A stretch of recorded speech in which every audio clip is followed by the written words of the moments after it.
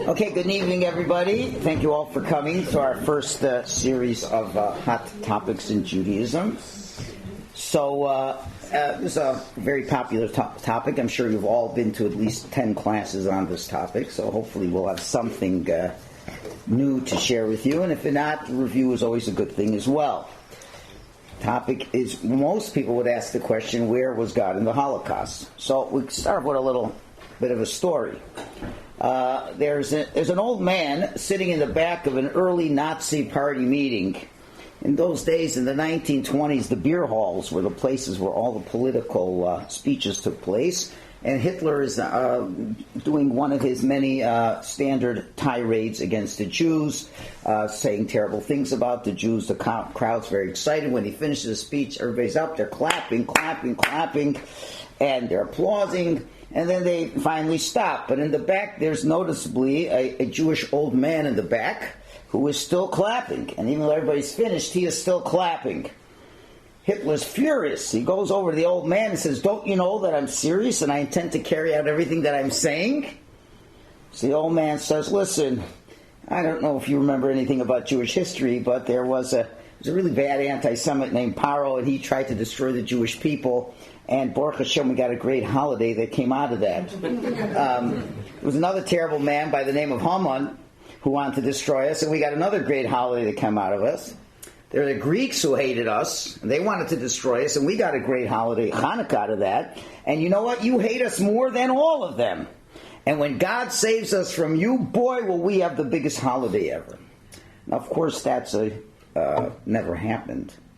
But we do have Pesach, we do have Purim, we do have Hanukkah, but there's no holiday that marks Hashem saving us from the Nazis.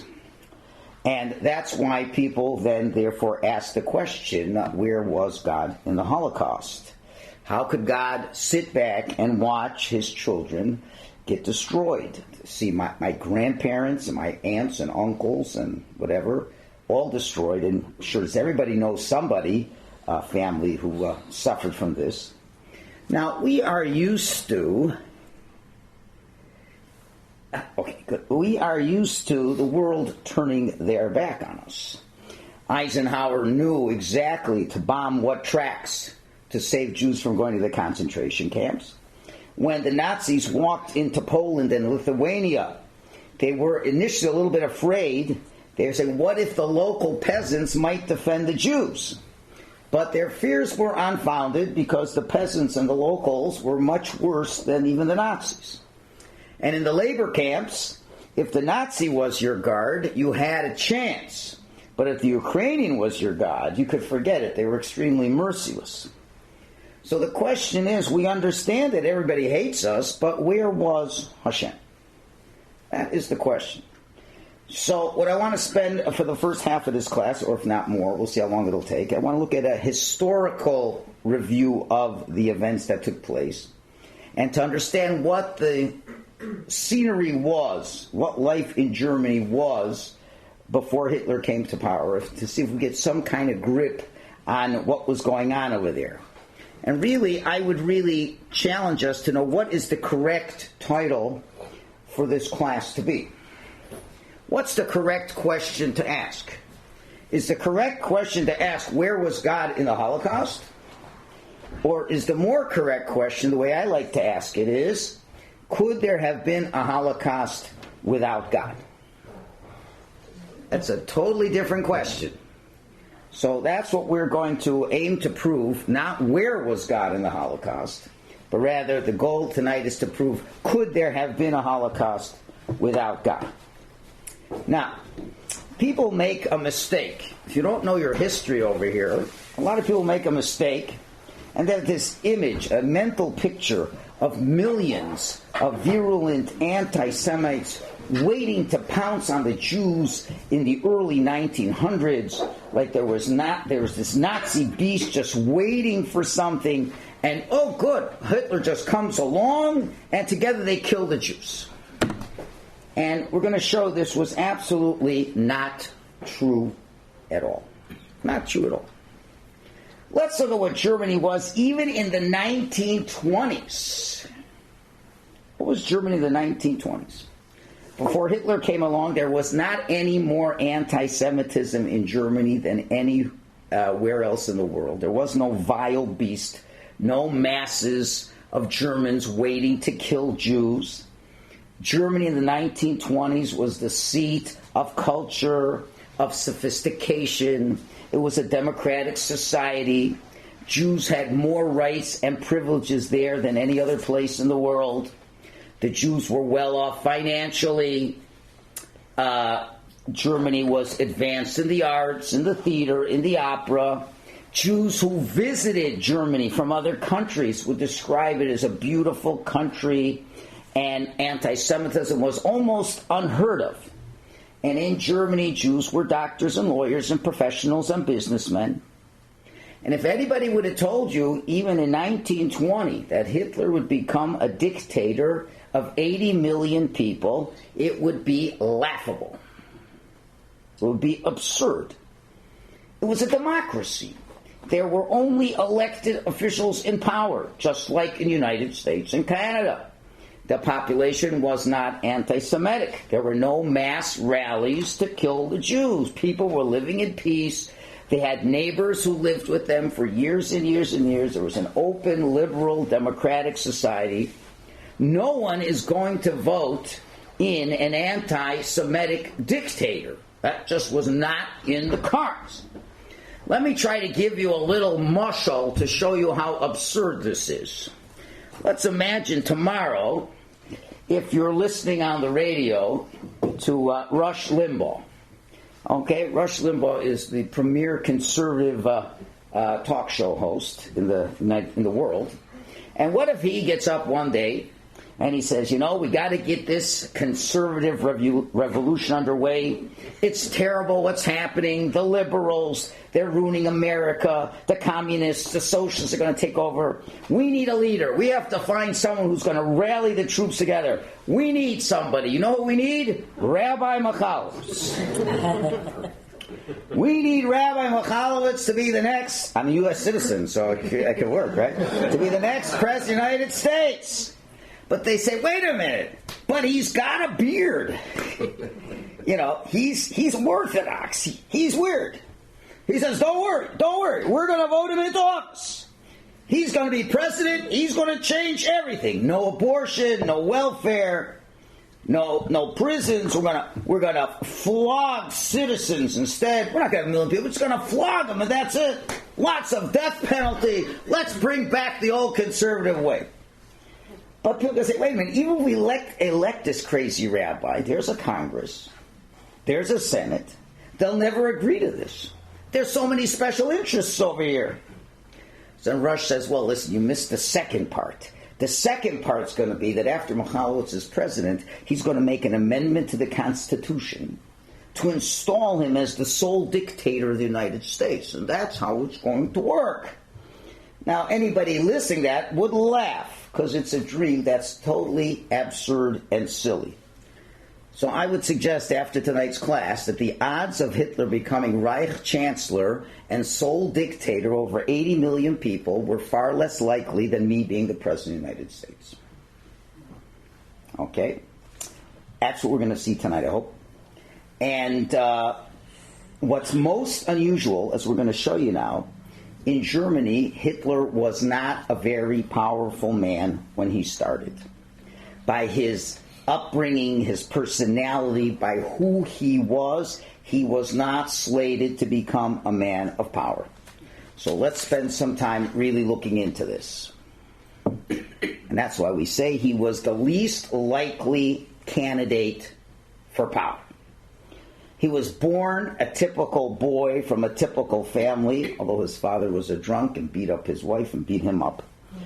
His father was a government worker. Okay. He was considered industrious, the father, but nothing unusual. And in Mein Kampf, he writes that his father's house was liberal, and until his father died, he never even heard the word Jew in his house. He didn't know of Jews or anything anti-Semitic because he just never met them. Okay? He grew up a regular, typical boy, and as a student, he was nothing special at all. and he didn't have the greatest upbringing either. Now, let's take a look and see what some of his former teachers, what they had to say about him when he was a youngster. So, the first person, this fellow, Joachim Fest, he writes like this. He says, Adolf Hitler was evidently an alert pupil of average gifts whose abilities were thwarted by lack of self-discipline from an early age and a tendency towards an easygoing, irregular way of life. Almost all his reports rate his industriousness as uneven, and in mathematics, natural history, French, and even German, his work is considered unsatisfactory. The report of September 1905 rates his history, in which he was supposed to have been ahead of the whole class, but as only satisfactory, and only in gym did he do well. On a whole, the report was so unsatisfactory that he left school at age 16. He dropped out of high school.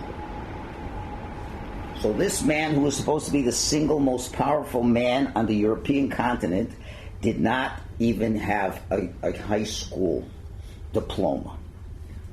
Okay, other teachers write about, and I really don't want to put any pictures of that wicked man in there at all, but at least as a kid he wasn't in Russia yet, so I can put the picture in over here. So another one of his teachers, he says, I can recall the gaunt, pale-faced youth pretty well. He had definite talent, though in a narrow field, but he lacked self-discipline, being notoriously cantankerous, willful, arrogant, and bad-tempered. He had obvious difficulty in fitting in at school. Moreover, he was lazy. His enthusiasm for hard work evaporated all too quickly. He reacted with ill-concealed hostility to advice or reproof. At the same time, he demanded of his fellow pupils their unqualified subservience, fancying himself in the role of leader. Okay, so he didn't do good that well through the mid-teens. So let's see how he does in his older adolescence and young adulthood. Well, from 16 to 19, he basically didn't do anything. He lived with his mother. He occasionally would draw a few paintings. He took a couple piano lessons. He grew tired of that. He quit. He was really just bumming off. Okay, so at 19, he left home for Vienna, and he wanted to enroll in the Academy of Arts. He thought he could be an artist. So he goes to the academy. He applies to the academy. They didn't accept him. You know why? Because he had no talent. He tried a few times, he didn't get accepted. He thought he was a great artist. And he went for the entrance exam, so they didn't accept it. So at 19 in Vienna, he has no career, no profession, no training, no job, nothing. And he spends his time basically as a ward of the state, living off of charity. He lives in men's hostels. He ate in the public soup kitchen. Occasionally he'd sell a few postcards. Sometimes he'd beg. He hated the idea of work. And he had a roommate. And the roommate tells us some interesting things about this fellow. Besides the fact that he would get up at midday and he'd mull over senseless, grandiose projects in which his incompetence only fought with his self-inflated ego. And let's read a little bit about what his roommate said about him, as the book relates what the roommate said. So can you read that? Yeah. Every single opinion that entered Hitler's head was turned into a 20, 30, or even 40-minute monologue. In other words, he liked to rant and rave, with the length of the lecture directly proportionate to Hitler's dislike. Theatrical performances of which he disapproved would be given the most thorough lambasting, especially when the performance had been of Wagner, which to Hitler was akin to holy text. What is perhaps most curious is that during this time period, Hitler seems to have had no particularly strong feelings about Jews. He was, it seems, about as anti-Semitic as just about everyone in Europe at the time, and certainly was not yet possessed of the violent, murderous, paranoid, apocalyptic hatred of them that would later cause the deaths of many millions of Jews. And there's a lot of other descriptions of him where he really was just a bum. The roommate applied, got accepted, went to school, did what he was supposed to do, and he kind of befriended Hitler because he felt sorry for him, but he really had no talent at all. Another description says, in Vienna, Hitler continued the same lazy lifestyle he enjoyed in Linz after dropping out of school. His roommate described Hitler as a night owl who slept till noon, who go out for walks, taking in all the sights, then stay up late discussing his ideas on everything from social reform to city planning. Hitler made no effort to get a regular job, considered himself far above that. He dressed like an artiste, and at night dressed like a young gentleman of leisure and often attended the opera. The roommate recalled Hitler displayed an increasingly unstable personality with a terrible temper. At times he was quite reasonable, but he was always prone to sudden outbursts of rage, especially when he's corrected on anything. He was prone to sudden outbursts of inspiration, had many interesting ideas, but never finished anything he started. Whether composing his own opera or redesigning the city of Vienna, he would start with much enthusiasm and hard work, only to eventually lose interest. In Vienna and later, Hitler suffered bouts of depression. Other times he experienced extreme highs, only to be followed by a drop back into the depths. One consistent personality trait was the hysteria evident whenever someone displeased him. Hitler's personality has been described as basically hysterical in nature. Okay, so what do we see? Between the ages of 19 and 25, he was a homeless bum, a vagrant, a down and out, often slept on park benches. He lived an illusionary life of dreams and imagination, and was basically, the behavior was indicative of a manic depressive. He didn't seem too normal. Okay? And this roommate finally says, as he looks back, he says, thus I have drawn the portrait of the young Hitler as well as I can from memory. But for the question then unknown and unexpressed, which hung above our friendship, I have not to this day found any answer. What were God's intentions when he created this man? Well, we'll have an answer to that question by the end of the night. We'll have an answer to that. What's very interesting, and there's been a lot more studies done on this later, historian Bridget, I don't know how to pronounce it, if it's Haman or Haman, I don't know. I don't know how to pronounce it. She shows a lot of interest, of evidence of Hitler's friendship with a number of Jews before World War I. She reports that at that time, when Hitler was between 17 and 24, most of his friends and business partners were Jews, and he openly stated his sympathy for this wise nation, which, unlike the Germans, knows how to stick together. That connection went back to a whole story when he was back in his hometown of Linz, and the family doctor, who was a Jew, was very careful in taking care of his mother and spent a lot of time trying to heal her. And the Jewish doctor visited her daily and treated her kindly. And after his mother died, Hitler expressed his gratitude to the doctor, gave him one of his paintings as a present, and sent him a postcard. He drew himself, signed, "Your eternally thankful patient, Adolf Hitler." Between 1910 and 1913, Hitler lived in an asylum for homeless men, an institution sponsored in Vienna by wealthy Jews. His closest friends were the Jewish co-residents, Joseph Neumann, who helped him sell his paintings, Siegfried Loeffner, who supported young Adolf in a row with an anti-Semitic rival. In a row. What? In a row. In an argument. In a row, oh yeah. Simon Robinson, a war invalid who backed the poor Hitler financially. Hitler's business partner was the art dealer Samuel Morgenstern. Sounds like Jewish names. Right. So she reports as well that with Neumann, Hitler would carry out nightly discussions about Moses, the Ten Commandments, and the philosophy of Zionism. She concludes there's no clear evidence of Hitler's views on Zionism or any hatred to that. Okay. Well, so what happens? So what's next? So far, there's nothing. He's just a loser. World War I. World War I, at 26, remember, he has no job, no career, no training, no business experience. More telling, he had failed at every endeavor and every personal challenge that he attempted in his life up to this point. He was absolutely, totally a complete failure, a complete loser. Okay? So now, If you would go downtown and look at the people sleeping on the streets, or maybe in San Francisco better, he'd look no different than any one of those people. Okay, nothing unique at all about him. Okay, at 26, war breaks out. It's the first time in his life there was something he could do. He could feel a sense of solidarity, attachment, joining a group. He had a sense of purpose and calling to live for. He finally felt where he belonged. Okay. Now, we would assume that the person who would be responsible for killing more Jews than anyone in the history of the world would probably have ranked as a general, a major, a colonel, a high-ranking official. But he was a corporal. And his comrades report that he made bombastic claims that he was personally responsible for the loss of the war. And they would laugh at him. He would sit for hours brooding.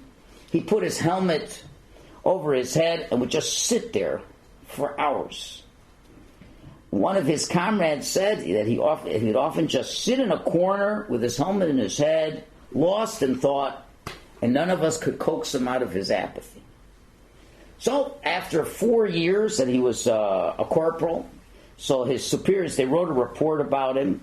He was up for promotion after 4 years to be a sergeant. So the superior wrote that while he certainly was brave, as he was extremely odd, he could never be made into a sergeant.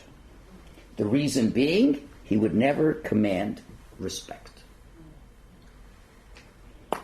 Okay. So the man who would become the sole dictator of 80 million people, the man who was worshipped by his people to the extent that Alexander the Great was worshipped, was described as a man who would not be able to command respect. Okay, so at 29, the war is over. Hitler's back on the street. He's an outcast, no home, no family, no profession, no skills, no money. He later described that he hadn't cried since his mother's death, but now he couldn't help but crying after the war because he had no purpose in life. So he applies for a job with the Ministry of Education and Propaganda. Okay, now there were a lot of socialist tendencies at the time, and the government, the Minister of Education, was there to stop the soldiers who were coming back from being indoctrinated from socialism. So he got a job there. And in one of the classes there, he began speaking up with pent-up anger and frustration, and they were so impressed with him, they hired him, and he had a job for a while. Okay, he had a job for a while. In 1919, he lived in Bavaria, and there were about 50 small political parties at the time. So one night, Hitler shows up to one of these meetings, one of these local groups. And here it's a meeting of the German Labor Party, which was run by Anton Drexler, who was a machinist. So the day he shows up, there's 30 or 40 people over there, and the topic of the discussion was given was how and by what means is capitalism to be eliminated. That was a discussion on the topic. So after the speech, Hitler began to leave when another person spoke up. And he spoke up in favor of the German state of Bavaria breaking away from Germany and making its own country. Now, this was one of the topics that Hitler was very passionate about, and he didn't want to ever see this. So he spoke very forcefully. He just got up there, and Hitler just started speaking 15 minutes, uninterrupted. Everybody was astonished that this guy, his first time shows up, starts talking. But Drexler noticed something. He said, he's got the gift of gab. We can use him. And after that first outburst, Drexler goes over to him, gives him a pamphlet about their philosophies. He said Hitler should read it, and he invited Hitler to come back again. And they figured he might be able to be one of their orators. So Hitler finally gets around to reading it, and indeed he's scheduled to give his first speech. His first speech was about 100 people in the room. He was the featured speaker. When he got up, he just blew everybody away. That's the one thing he could do. He described that scene himself later in Mein Kampf. He said, I spoke for 30 minutes, and what before I had simply felt within me without in any way knowing it was now proved by reality. I could speak. After 30 minutes, the people in the small room were electrified, and the enthusiasm was first expressed by the fact that my appeal to the self-sacrifice of those present led to the donation of 300 marks. Okay, if you ever would hear recordings of his voice, you notice there is a certain energy. There's a certain power. You can feel that intensity coming across. Even if you don't understand a word of German, you could just by the way he's talking, it's just unbelievable. Now, could you believe that such a guy like that, if he got up today in Canada and started with the rhetoric that he spoke, would he be accepted? You know, there was, certainly it was a democracy over there. And this is like a standard speech that he would give at that time. Remember, this is the democratic Germany, the non-anti-Semitic Germany. Imagine if somebody would get up today in the House of Commons, or not in the House of Commons, at a rally, and would say that, and this was one of his types of speech, through 1,000 years of incest, often practiced within the narrowest circles, the Jew has generally preserved his race and its characteristics more sharply than many of the peoples among whom he lives. His power is the power of money, which multiplies in his hands effortlessly and endlessly in the form of interest and imposes upon the people that most dangerous yoke whose original golden gleam makes it so difficult to foresee its later melancholy consequence. Everything which makes man strive for higher things, whether it is religion, socialism, or democracy, is to him all a means to the end of satisfying his lust for money and power. In their consequences, his activities become a racial tuberculosis of the people. And this has the following result. Anti-Semitism, for purely emotional reasons, will find its final expression in the form of pogroms. The anti-Semitism of reason, however, must lead to the systematic combating and elimination of Jewish privileges. Its ultimate goal must implacably be the total removal of the Jews.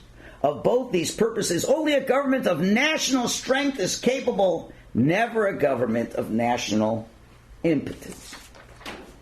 Okay, so at that time, no different than now, the things he said were just plain silly. Because the people who were speaking to, they knew Jews. They knew Jewish shopkeepers, school teachers, policemen, doctors. And they were normal. They were normal.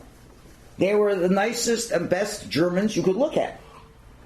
They knew that the Jews didn't own the banks, were not involved in any international conspiracy.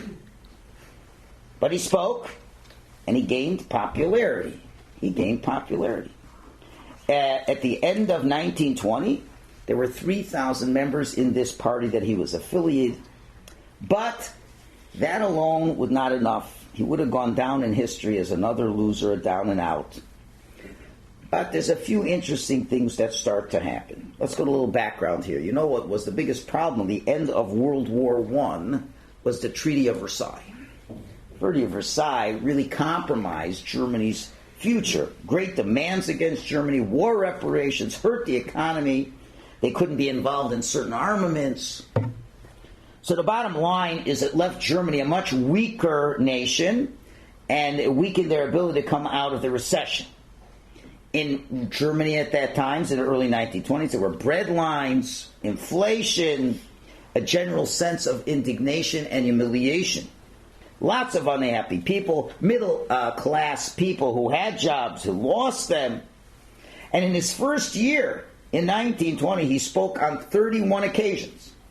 And 22 times, the title of the speech was The Treaty of Versailles and the Jewish Problem. He was an affected speaker. He spoke about the fatherland. He spoke about the glory of the German nation and German pride. He spoke to people who were broken and down and spoke about the glory times. Okay? But if in 1921 you'd go over and see him in person, you'd be aghast. Because he was a schlump. People described him that he'd show up with a dirty hat, a crumpled, unclean clothes, not shaven. He was a social misfit. People describe him as such. All accounts describe Hitler as awkward, fawningly polite, noteworthy for his hasty greed when eating and his exaggerated bows. When they wanted to introduce him to Pfeffer von Salomon, was a very important dignitary, he was so flabbergasted by Hitler's disgusting appearance that he refused to be introduced to him. Okay, he was a real social misfit. The only thing going for him is that when he got up to speak, right? Like, in other words, when he was meeting people one-on-one, very awkward. But very weird. But when he got up, a journalist wrote at the time, he begins in a low tenor voice, and after about 15 minutes, something occurs that only can be described by the metaphor, the spirit enters him. Okay? There was this mesmerizing power. And he says himself, the goal of every speech was to get the crowd into a forward frosting hysteria. And he attempted, to get people mentally intoxicated. That was his goal. And he himself once confessed that when he's in front of a crowd, he's a different person. He's a different person. Okay, was this a normal strength? I can't tell you. But understand this was not a man of any genius. Now, Churchill, on the other hand, you could say he was a brilliant, insightful genius. When you read Mein Kampf, but don't waste your time reading it, of his belief, you find it's mindless. It's just, it's the words of a raving madman with some hokey philosophies, and you see that there's nothing there. There's nothing there. Now, what's really interesting, let's now go forward into the 1920s over here. In 1921, the Munich chief of police was asked if he had any information about right-wing groups who espoused murder. And he said, and that's really what Hitler stood for. Okay, and spoke about. And the chief says, yeah, but very, very little. Very little. At the time, maybe 5,000 people in a nation of 80 million. Well, 1923 is the Great German Depression. The bread lines are there. Despite, you buy a loaf of bread with a shoebox of marks, and the working middle class is out of work, no hope, they're hungry, and Hitler begins speaking. Now, what's the message? The message was National Socialism, the Nazi Party. And he's saying, it's the opposite of everything you see here. Sounds like a regular politician, right? This is all terrible, but what I say, everything's different. And that was easy, because everything you saw in Germany was terrible, so if he represents the opposite, that's a good thing. In 1923, his party had 55,000 members. Now he does a really stupid thing. He feels a little intoxicated with his little bit of power. So he runs into the local Bavarian government hall, brandishing a pistol, shoots a bullet through the roof, and says, the revolution has begun, we're taking over. And they try to take over the Bavarian government. Doesn't work out too well for him. He is arrested. He's put on trial. And the judge is about to sentence him. Now, the crime should have been like you put away for the rest of your life. You try to take over the Bavarian government, put him away for the rest of his life. So right before the sentencing, the judge says, what are your last words before I sentence you? So all of a sudden he gets up and the Spirit takes him over. He talks about the fatherland. He speaks about German blood. He speaks about the future of Germany. And it was such an unusual time because the Germans were so down and out that the judge liked what he was hearing, because everything else he was hearing in the streets was so depressing and humiliating. And here was a man standing up for the fatherland. So he gave him a light sentence. Usually you're expelled or you just put away forever. They gave him a 5-year sentence to be paroled after 6 months. During those 6 months, who does he happen to be in jail with? Another one of his partners, Rudolf Hess. And now Hitler would never have the discipline to be able to write a book. He couldn't write a book. So what happens? In the jail cell, he sits down, he rants and raves, and Hess writes it down. And that's how you get Mein Kampf. Okay, so after 6 months, he's out. The party bosses welcome him back, and they say this is a gift from God, having Hitler back. 1925, he's back in action. The party had thousands of meetings, thousands and thousands of speeches, and he was the party. He was the party. And in 1926, they had 17,000 members. In 1927, they had 40,000 members. In 1928, they had 60,000 members. But when they now tried to go to the national elections, they only got 2.6% of the vote. In 1928, 2.6% of the vote doesn't take you very far. Now, if anything, the next event should have knocked him out totally. But what happens? You see, what was happening is things were getting a little bit better, you see, and therefore he wasn't as popular. But all of a sudden in 1929, in 1929, on the other hand, the Great Depression. And that was his lifesaver. That was his lifesaver. Because now he could say it's everybody's fault. Right? People lost. And really the whole Depression is hard to understand. Economists today still don't really understand what happened. I mean, everything wasn't that bad. People lost confidence, whatever. It's very unusual, and it's enigmatic. People can't understand where this depression came from. People start selling off stocks, and now, as things got better at the end of the 1920s, and his party wasn't as popular, but now 1929, things are getting better. He's got an audience again. But still, he needed one more step, because he's still not very rich, doesn't have a lot of money. So here's what happened that changed a lot. A fellow by the name of Alfred Hugenberg. He was a party boss of the large conservative political party. The masses were unhappy, and he wanted to tap into that unhappiness. Hugenberg was not a good orator, but he knew Hitler was. He heard about Hitler. So he had a plan. He's going to use Hitler. He'll work together with Hitler. He'll drum up the masses, beef up the party. Then he'll pull the rug out of Hitler, throw him under the bus, and Hugenberg will take over the party himself. Now, what Hugenberg brought was money. Lots of money. But Hugenberg miscalculated very badly.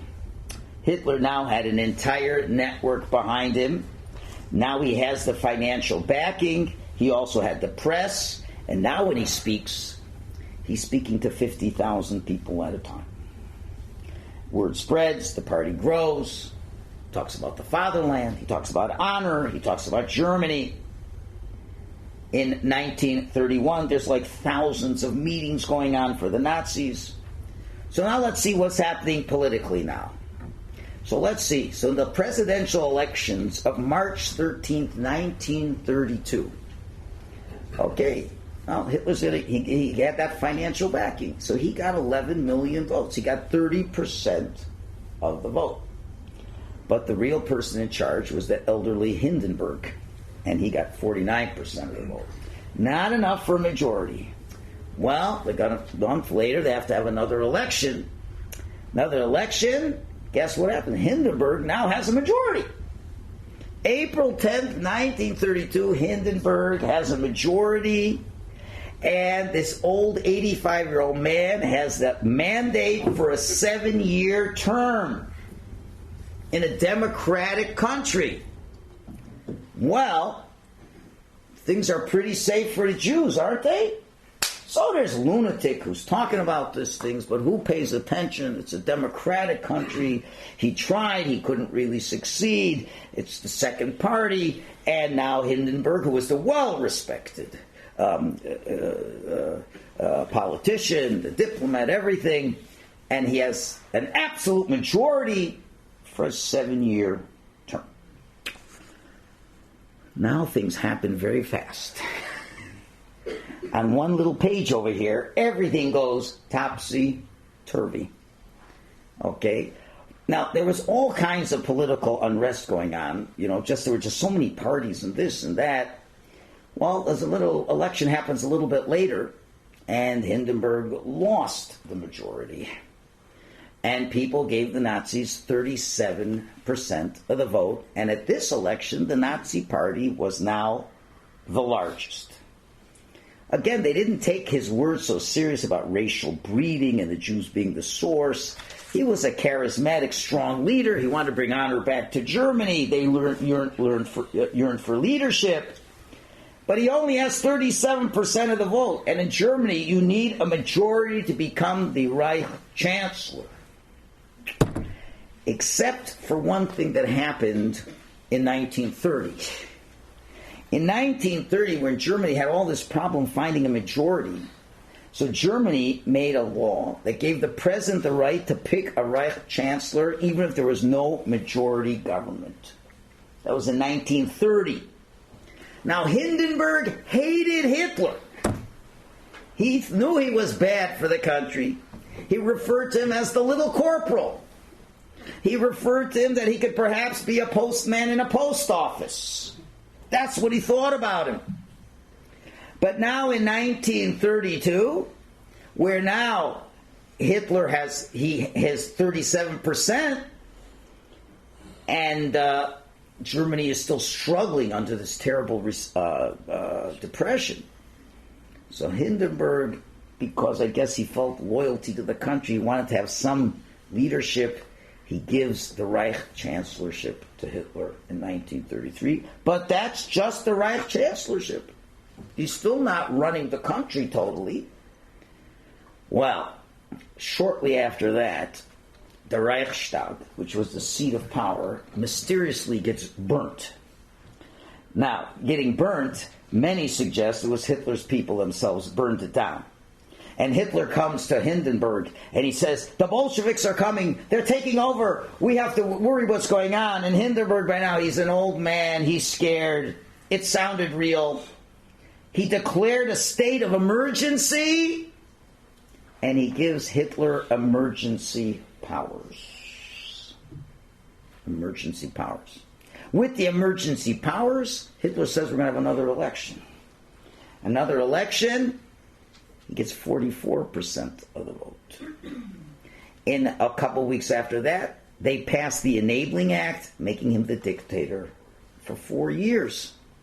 And in the meanwhile, a lot of other parties start splitting up. They ban certain parties, and Hitler's party by July 14th is the only political party in Germany.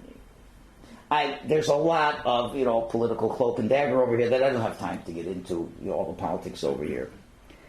But suffice it to say that in 1934, when Hindenburg dies, Hitler merges the posts of Chancellor and President and becomes the supreme leader of Germany, and now he's able to do what he wants to do. So if you think about this, we just go back a little bit.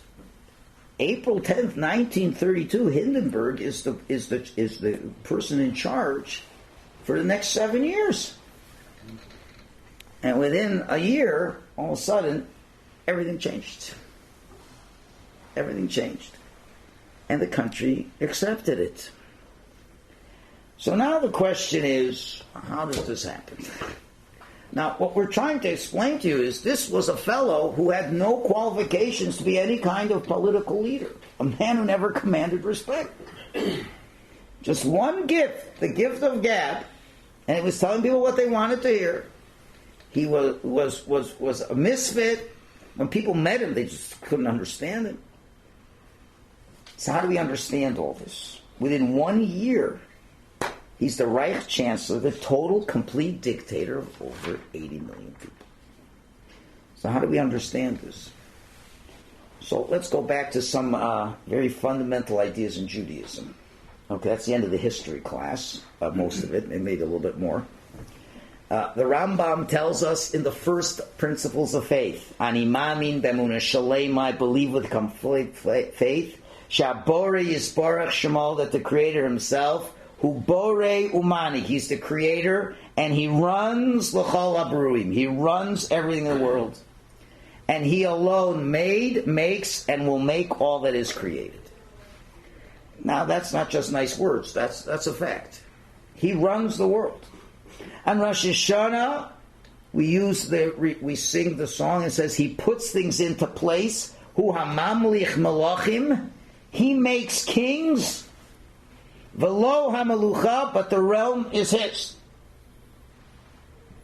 The Midrash tells us the hearts of kings are in the hands of Hashem. And there's many more sources I could bore you with, but the three is enough. So anybody asks you where was God in the Holocaust, that person's not a heretic. That person's a fool. If you want to know where God was, look and see. Now I know it's a difficult thing to hear, but it was clearly the hand of God who took a loser and put him to be the Reich Chancellor of Germany. A person who was described by his superiors as a man who could never command respect, a man who could never be a sergeant, a man who at 25 failed in every endeavor that he ever attempted. He had no political connections. He had no education. Remember, Germany was a cultured and educated country. Right? He lived in charity wards. He was awkward in public. He lived in a liberal democratic society where there was less anti-Semitism then than you have in the United States today and in Canada. Not just to become the Reich Chancellor, but the dictator of a free democratic country is impossible according to all the laws of nature. It's absurd. It could never happen. The man was nothing, and he changed it from a free electorate, a representative government, to being a sole dictatorship for one man's power. That could never happen. So if you say, where was God? You're being foolish. If you go through the historical accounts, you see the hand of Hashem every step of the way. You see His fingerprints all over, taking this pawn, taking this puppet, step after step, arranging for there to be a hunger in 1923, arranging for there to be a Great Depression, arranging for Hugenberg to put him into his place, arranging for Hitler to have a mesmerizing power, to go from a bum sleeping on a park bench to being the most powerful man in the world. If you know where God, want to know where He was, you don't got to look very far. Now, of course, you might say, well, of course, Rabbi, that's what you're going to say, because that's your job, is to say those things, and we have to, fall back on our motherhood statements of Yiddishkeit. But maybe, and you say, okay, we're Jews and this and that. But let's see what Hitler said himself. Let's see what he said himself. So how about when Germany attacked Poland, you find Hitler dancing in the woods. He couldn't believe his good fortune. And what does he say? I believe it is the will of God to send a boy from him into the Reich to make him great, to raise him up to be the Führer of the nation. In the summer of 1937 speech, he said, when I look back at the 5 years that lie behind us, I can say that this was not the work of human hands alone. In a speech in 1936, a typical speech, a typical statement, I go the way that Providence dictates with the assurance of a sleepwalker. So he knows that he was sound asleep, being led into power. He understood and he saw the hand of God. He saw that it wasn't him, and that he was being marched up onto the stage of the world eye. At a party congress in 1936, he said, how can we not feel once again the miracle that brought us together? Right? Or another speech, that is a miracle of our age that you have found me among so many of millions. And now even when we go to Mein Kampf, let's see just a couple citations. He says, the Aryan, this is the likeness of the Lord. The last obstacle to the Jews' plan of world conspiracy is the German nation. If that champion is vanquished in the mighty conflict, the victory spell, the mongrel man, and end of civilization and destruction of the plan of creation are at hand. A stop must be put to this threat. In standing guard against a Jew, I am defending the handiwork of the Lord. And throughout Mein Kampf, you see clauses like this. And so I believe today that my conduct is in accordance with the will of the Almighty Creator. In standing guard against a Jew, I am defending the handiwork of the Lord. Therefore, I'm convinced that I am acting as the agent of our Creator. By fighting off the Jews, I am doing the Lord's work. I believe today that my conduct is in accordance with the will of the Almighty Creator. Now just listen to some of these words. Let's recap. What clauses does he say? Will of God, not the work of human hands alone, miracle of our ages, plan of creation, standing for the handiwork of the Lord, and he desperately hated to give credit to anybody else but himself. He was the most bombastic, egotistical Balgaiva you could ever imagine.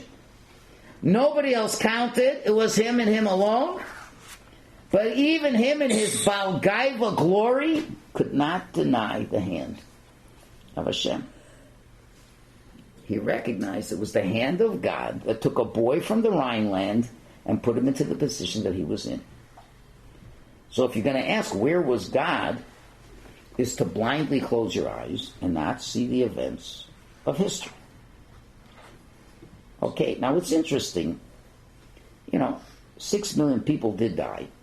But you hear miraculous stories of survivors. Miraculous stories.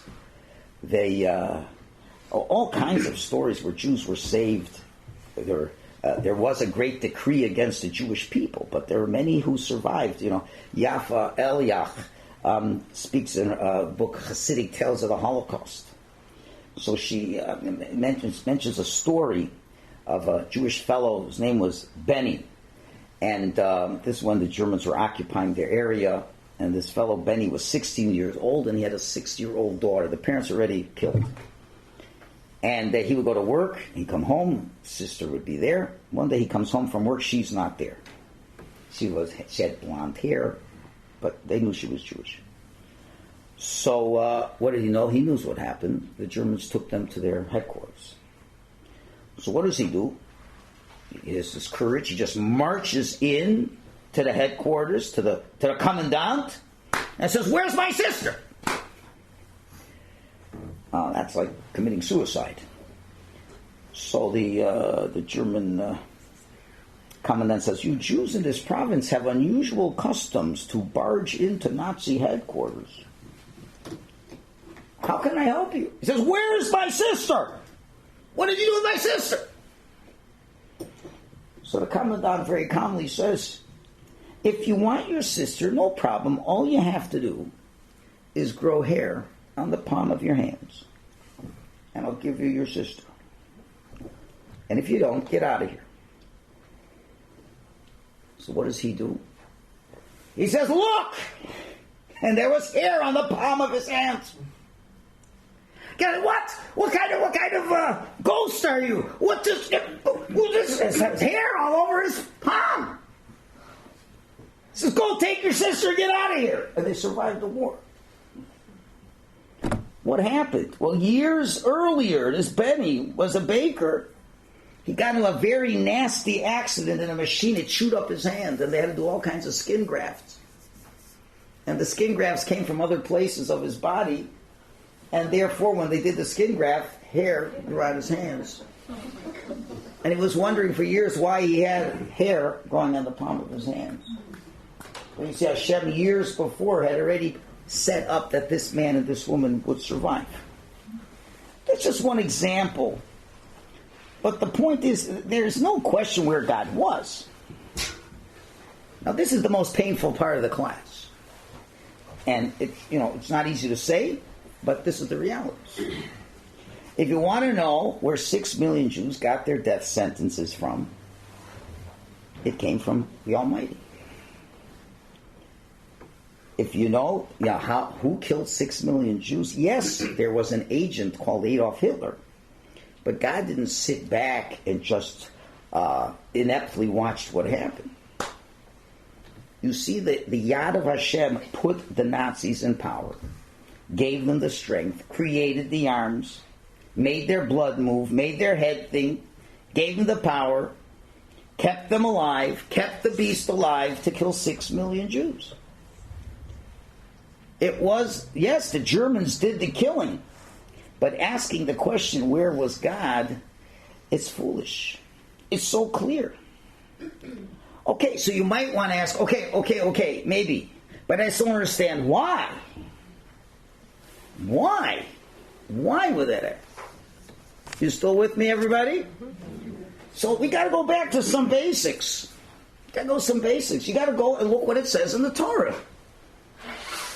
Right? The Torah tells us that that the whole purpose of the world is there should be people who develop a connection with the Almighty, and they teach it to the world and give purpose to the world. And the entire world was not interested in that, except for one nation that is called Yisrael, and that nation called Yisrael has a very special, serious mission, to which they will be handsomely rewarded with eternal life, and they'll be given a divine soul. And we have very important business that we have to do on this world. To have the whole world understand that there's a God in this world, and there's a certain moral compass that exists with this. And God says that the stakes are very high. Failure is no option. It's not possible that this world will run godlessly, because it's not why I created the world. Now, you'd have to have a lot of basics of Luzzatto, which I don't have time to get into. But you go throughout the Torah. You don't have to go fast. The second chapter of the Kriya Shema that you're going to say at Marav tonight. It says it's black and white. If you will listen to what God tells you to do, you'll get incredible blessings. And if you don't, you will be destroyed quickly.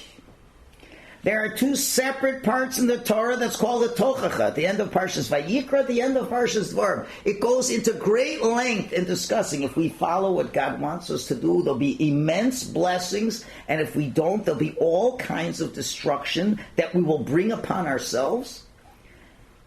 And any possible suffering is discussed, and even what's not discussed can happen. And if you look at those words, they eerily foreshadow things that happened in the Holocaust. The real question a person would have to say is the following. You know what should shake a person's faith more than anything else? If a Holocaust would not have happened.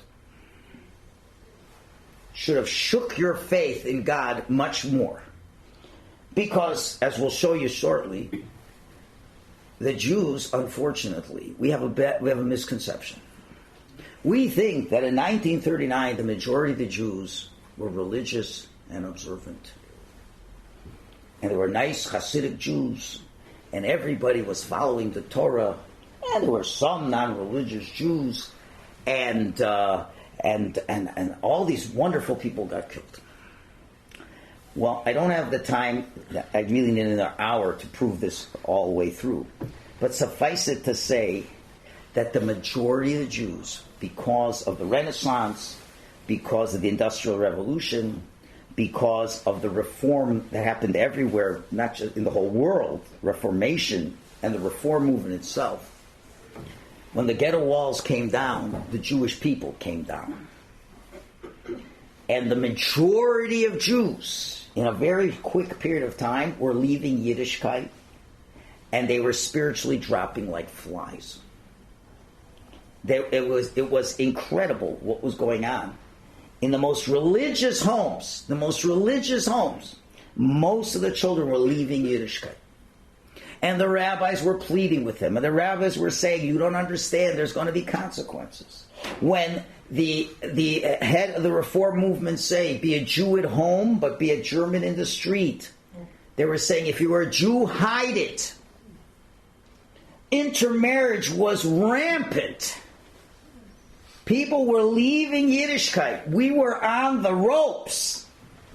And all the rabbis were saying, if we don't do anything, things are not going to go well for us. And we know the Torah tells us that suffering in this world comes measure for measure as a tool to see where we're going wrong and to know where to do tshuva from. We know before the first temple was destroyed, there were multiple warnings from the prophets and nobody listened. Let's go back to the very beginning of the Torah, the blessing of Esav. When Yaakov got the blessing, and he becomes the skion of Yitzchak and the Jewish people. And Esav says, can't you give me a blessing? So what does Yaakov bless him? He says, and you shall live by your sword, and you shall serve your brother, and will be when you grieve, that you will break his yoke off your neck. And Rashi explains, what does it mean you will grieve? It's an expression of pain. When the Jews will transgress the Torah, and you will have cause to grieve about the blessings that he took, you will break his yoke. What does that mean? Yitzchak gave Esav, and Esav represents the leadership of all the anti-Semites of the world. He gave him the role of persecuting Jews when they failed to live up to their mission. That's where the beginning of anti-Semitism comes. Yitzchak said, if you see your brother is not following the Torah, you will have power over him. Why? So he'll get back on the straight and narrow path. When was the first occurrence of government-legislated anti-Semitism against Jews in the world in recorded history? You'll have to go to a Medrash Tanhuma 3 weeks ago, the Parsha Shmos. The Jewish people in Egypt were the most honored and revered people. They were the goose that laid the golden egg. They made Egypt a world power. And then the Medrash says, after the tribes died, the Jews made a fatal error. And what was the fatal error they made? Look in the middle section. They said, we're going to stop circumcising ourselves. Why? Because we're living in a non-Jewish world. We have to be like the Egyptians. And the Talmud discusses how the Jews were very much involved in Egyptian life. This was the first real time where Jews were assimilating and stopped circumcising. And look what the Medrash says. When Hashem saw this, he turned the hearts of the Egyptians to mysteriously and suddenly hate the Jews and enslave them. Why did that happen? Who do we have to blame for this? Let's look at Megillas Esther, the story of Esther. You know, the entire story from beginning to end was only 12 years. Haman's mercurial rise from top was 5 years. Achashverosh was a commoner. He did not have royal blood. He rose to power. Haman was a barber, was a servant of Mordechai. The Talmud has a debate between Rav and Shmuel. Was Achashverosh a foolish king or a clever king? And the message they're saying is that when Hashem is going to pick somebody to destroy the Jews, he's going to pick someone who's very foolish to show it wasn't because he was such a great leader, but wants you to know that Hashem is the one who is running the show. Now, what happened? What was going on? Haman just decided one day to kill out all the Jews? The timing is incredible. It's such a short timeline. It's almost the shortest timeline as Hitler had. Hitler had from 1933 to 1945. That was it. 12 years. Achashverosh was 12 years. Haman was 5 years. The Gemara says, well, what was the source of the anti-Semitism? Why were the Jews deserving of being destroyed? The Talmud gives us 3 answers. Number 1, when Achashverosh made a feast to celebrate that the temple was not being restored, the Jews went to the feast to show they're loyal citizens. And they served treif at the party, so they ate treif at the party. When Nebuchadnezzar destroyed the first temple and asked the Jews to bow down, they all bowed down except for a few prophets. And when Haman walks around with an idol around his neck, all the Jews bow down to Haman. He said, so that's the Jews. You're going to get annihilated. The decree was, every Jew in the 127 provinces was going to get killed. There was a Mordechai who was screaming and says, no, we have to stop. How did the anti-Semitism stop? Did the American troops come in and kill Haman? Were the Allied powers there to stop him? The Megillah says, very simple. The entire Jewish people fasted for 3 days, and they did tshuva. And you know all the mysterious events that happened in the Megillah that got Haman killed. I'm going to skip this for now because I'm running out of time. Why Germany? Why was Germany the place where all the destruction happened? So Reb Meir Simcha of David's, the author of the Meshech Chochmah, wrote in 1909. Now, where is Hitler in 1909? Nowhere. Where is anti-Semitism in Germany in 1909? Nowhere. He writes a tremendous essay about the history of the Jews and assimilation and this and that.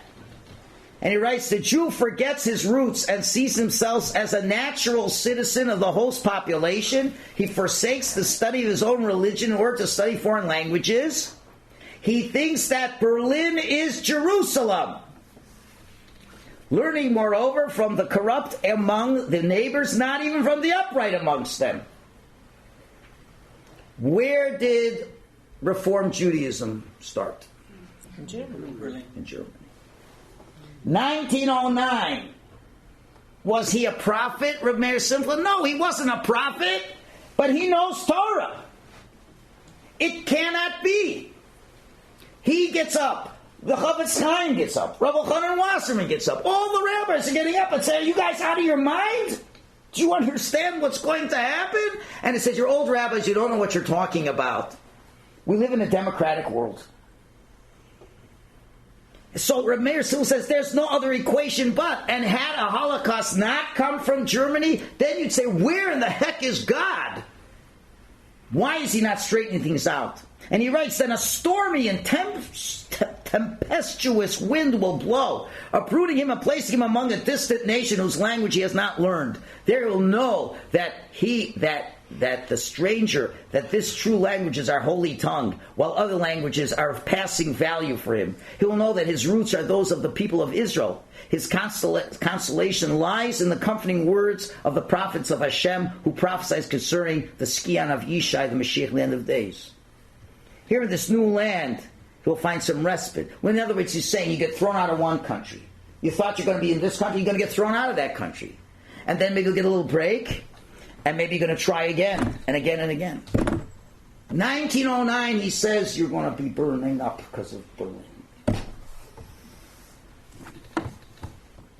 And there were warnings. Hashem is so kind, he keeps warning. He keeps warning. He keeps warning. Okay, so Hitler's getting into power. 1933. Any Jew could have left Germany with everything. So he makes a law, the law against overcrowding German schools. You see, Jews were all going to the public schools that were open on Shabbos. They were desecrating the Shabbos to mingle with non-Jewish boys and girls. It's the biggest source of intermarriage. And they made a law, you can't go to our schools on Shabbos. Is that not... Why are we so worried about it? A government of 80 million people is worried about Jews? A small percentage? But God's sending a message. Shabbos. Go back to Jewish schools. You hear? I'm giving you a warning. Does anybody change? No. So, 1935, the law for the protection of German blood and honor. Intermarriage will have to end. You need Hitler to tell you that? God's been telling you to not do that. You didn't seem to mind. Now you're going to be forced to not do that. Are you hearing any messages? You still can get out alive. 1937, they decreed compulsory Jewish names. You can't be Franz anymore, you have to be Ephraim. You have to go with your Jewish name. And the Jews hated that law. 1938, Jews were barred from the streets on Nazi holidays. Can't celebrate Christmas, can't celebrate New Year's. You have to stay with your Jewish people. Still could have gotten out. 1939, the order was given Jews should only live in Jewish homes. Can't live with non-Jews. And later on, there was a decree barring Jews from dining cars in, what do you call it? Trains. And why? Because in those cars, they were eating treif. They don't have to eat kosher. So isn't God telling us something? Why 1 million children? What did the children do? The answer is, unfortunately, the parents didn't want their children to learn anything about Yiddishkeit anymore. They sent them to Tarbus schools, which were taught by Jews who were heretics. They were taught the Hebrew language, but they were told not to keep Yiddishkeit. Jews were leaving the cheters in masses, going to the secular schools, giving up their religion, throwing off the yoke of Yiddishkeit. Their parents were spiritually killing them. Rabbi Chanan Wasserman writes, he says that most Jewish children already in his time are being brought up like Gentiles, like atheists. They were literally taught to not believe in God. The Jews were destroying the souls of Jewish children. The worst thing that you could do is to lose your soul. The most compassionate thing is to have that child die sanctifying God's name before they've totally rejected God out of their souls.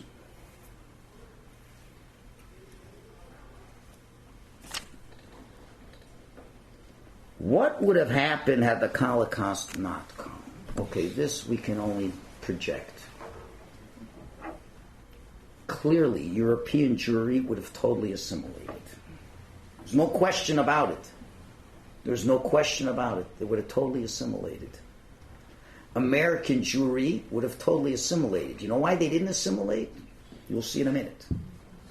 Israeli Jewry at the time would have starved to death because there'd be nobody to send them any money. Had there not been a Holocaust, the Jews would have assimilated themselves out of existence, and any Haredim in Israel would have starved to death. And God should just sit by and watch that happen, that the Jews will self-destruct themselves. What has happened since the Holocaust? There are more Jews living in Israel than anywhere else in the world. Which is another story, another class for another time, how the founding of the State of Israel came. Religious Judaism in America is thriving while secular Jews are on the decline.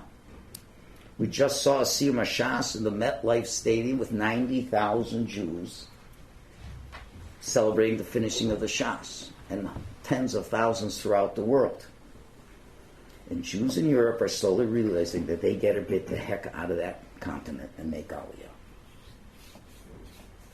So now, we'll just close with the following question.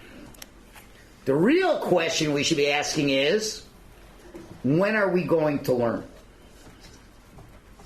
When are we going to wake up?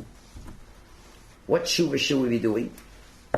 When will we, the chosen people, understand that Hashem runs the world and gave us a role in this world? How long will the Jewish people be complacent? And when will we realize how high the stakes are? That's the real question to ask. And if you're doing any bit of following the politics that's going on south of the border, where you see that the most democratic country in the world is just a few votes away from becoming communist. where there is no longer the rule of law in the United States. You make a sanctuary city means we don't have to follow the law. And in states and in cities, they say we will not listen to the law. They do not listen to the law, and they do not get punished. And a duly elected president is on the verge of impeachment, although he did no crime, because we have such an amazing democracy. And we have a press that is worse than any Nazi propaganda that you ever saw in Germany. And if they just decide to turn their attention to the Jews, it would be very scary. So am I saying that it's going to happen here? I'm just saying these are the equations. These are the equations. And it only took a few years from one way all the way to the other way. But you should feel very empowered to know that the final result is in our hands. If we follow the rules, nobody can touch us. We have a choice. It could end up like Purim, or it could end up like the Holocaust. My job is to educate. Our job is to decide and that's the same thing if it's in our own personal lives. Forget about the big picture. In your own life, if there's things not going right in your life and you're asking, where is God? Hashem is saying, I'm telling you exactly what should be going on. If things are not going on in your life, I'm leaving you enough hints to understand what you should be doing to fix things up. Mirz Hashem, we're smart people. Hashem should help us that, Mirz Hashem, we will all be able to do tshuva. It's not easy. We'll all do tshuva. And then the Mashiach will come, and we're told that when the Mashiach comes, not only will all the survivors come back, but all the enemies of the Jews, all those Nazis who thinks they got away, each and every one is going to get lined up in front of us and is going to get punished immeasurably for what they've done. And all those people who were killed, Al Kiddush Hashem, will come back to life, and they'll all say, Hashem, thank you very much for taking us away then and giving us eternal existence that we can enjoy as Mashiach comes. Shishkam b'mher v'yamein. Amen. Amen. Okay, thank you for listening. Okay, thank you for listening. Okay, thank you for listening. Okay, thank you for listening. Okay, thank you for listening. Okay, thank you for listening. Okay, thank you for listening. Okay, thank you for listening. Okay, thank you for listening. Okay, thank you for listening. Okay, thank you for listening. Okay, thank you for listening. Okay, thank you for listening. Okay, thank you for listening. Okay, thank you for listening. Okay, thank you.